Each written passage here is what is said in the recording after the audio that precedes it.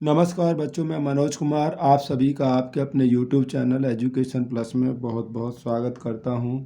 तो बच्चों, यहां पर हमने बोर्ड परीक्षा 2024 में होने वाले 22 फरवरी के लिए हिंदी के पेपर के लिए सभी महत्वपूर्ण बहुविकल्पीय प्रश्न यानी कि ऑब्जेक्टिव टाइप प्रश्नों को रखा हुआ है, ताकि मेरा ये टारगेट है कि आपको ऑब्जेक्टिव टाइप क्वेश्चंस में 20 में से 20 ही पूरे नंबर बच्चों प्राप्त हो जाएं।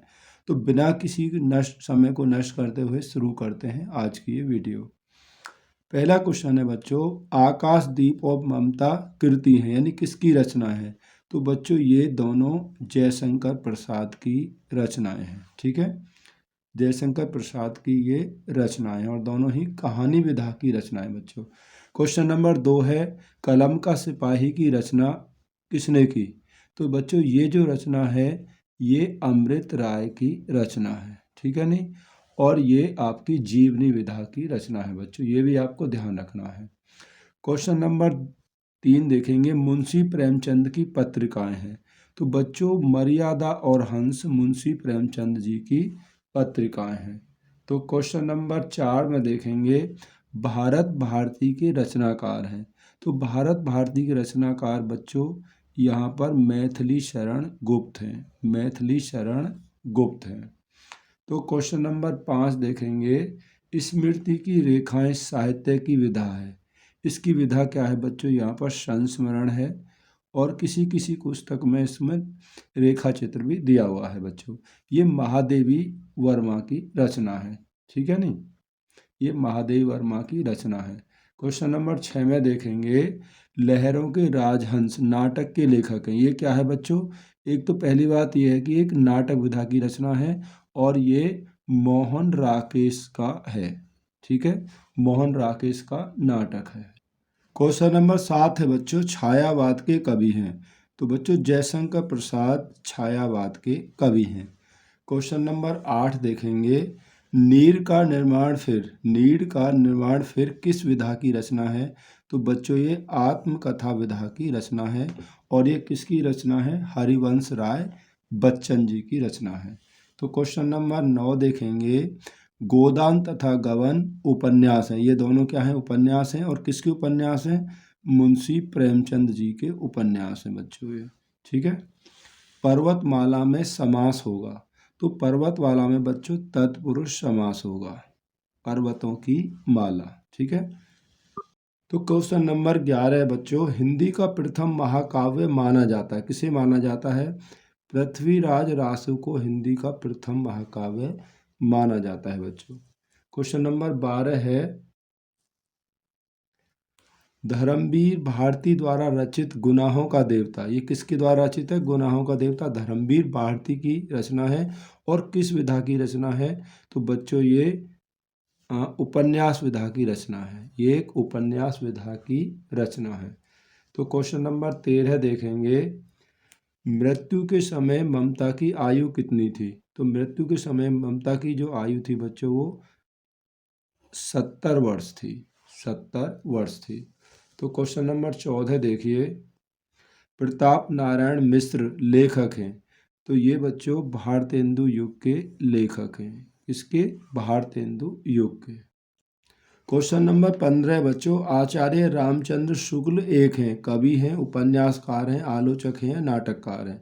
तो बच्चों ये एक आलोचक के रूप में प्रसिद्ध हैं। तो क्वेश्चन नंबर 16 देखेंगे, चिंतामणि निबंध संग्रह। चिंतामणि क्या है? एक निबंध है बच्चों, और ये किसका है? ये किसका है बच्चों? रामचंद्र शुक्ल का एक निबंध है। ठीक है नहीं, रामचंद्र शुक्ल जी का है बच्चों ये। तो क्वेश्चन नंबर 17 देखेंगे, त्याग पत्र के लेखक हैं। तो बच्चों त्याग पत्र के लेखक जैनेंद्र कुमार हैं, जैनेंद्र कुमार हैं। क्वेश्चन नंबर 18 है, उसने कहा था किस विधा की रचना है? तो बच्चों ये एक कहानी विधा की रचना है। क्या है? यह एक कहानी विधा की रचना है और किसकी है ये? चंद्रधर शर्मा गुलेरी की है बच्चों, चंद्रधर शर्मा गुलेरी की। क्वेश्चन नंबर 19 है बच्चों, हिंदी की प्रथम कहानी है। तो हिंदी की जो प्रथम कहानी है बच्चों वो कौन सी है? इंदुमती है।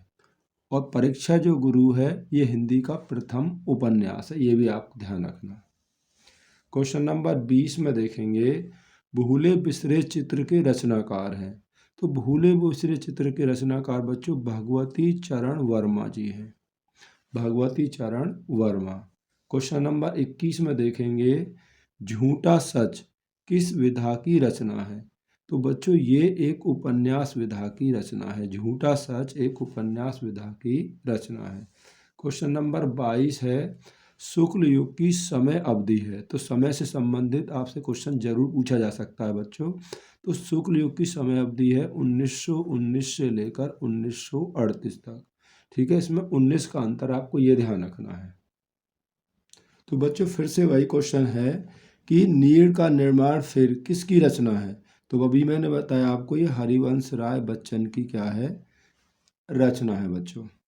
क्वेश्चन नंबर 24 में देखेंगे ठलुआ क्लब निबंध के रचनाकार। आपको ध्यान रखना है ठलुआ क्लब क्या है, एक निबंध है बच्चों, और ये बाबू गुलाब राय का निबंध है। तो क्वेश्चन नंबर 25 में देखेंगे हिंदी का प्रथम नाटक है।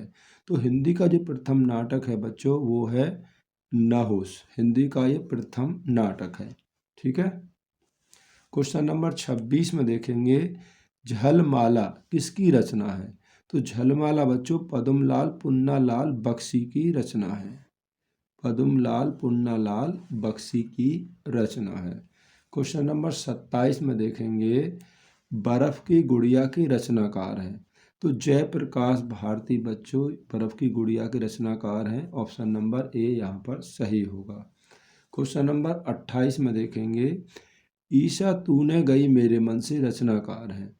रामधारी सिंह दिनकर, प्रताप नारायण मिश्र, श्याम सुंदर दास या आचार्य रामचंद्र शुक्ल। तो बच्चों रामधारी सिंह दिनकर ईर्ष्या तू न गई मेरे मन के लेखक हैं। ठीक है।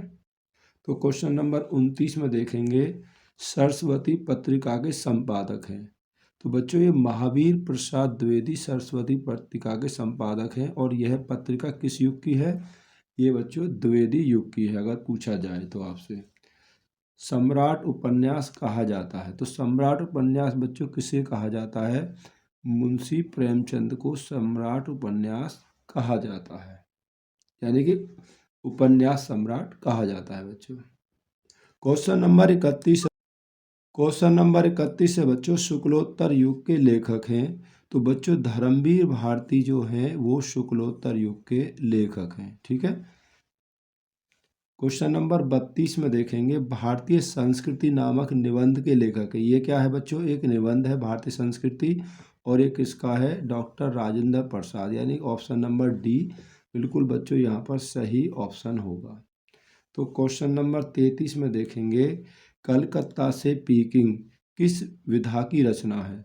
तो बच्चों ये किस विधा की रचना है, ये एक यात्रा वृत्तांत है। ये क्या है बच्चों, एक यात्रा वृत्तांत है। तो क्वेश्चन नंबर 34 देखेंगे शोक किस रस का स्थायी भाव है। तो बच्चों ये करुण रस का स्थायी भाव है। ठीक है। क्वेश्चन नंबर 35 है राष्ट्र कवि कहा जाता है, यानी किसे राष्ट्र कवि कहा जाता है। तो राष्ट्र कवि बच्चों कहा जाता है मैथिली शरण गुप्त को, मैथिली शरण गुप्त को राष्ट्र कवि कहा जाता है। तो बच्चों इसमें हमने 35 क्वेश्चनों को रखा है, और आपने देखा सभी क्वेश्चन बहुत ही अच्छे हैं। और 36वां जो क्वेश्चन है बच्चों वो आपके लिए मैंने यहाँ पर HW रखा है। ठीक है।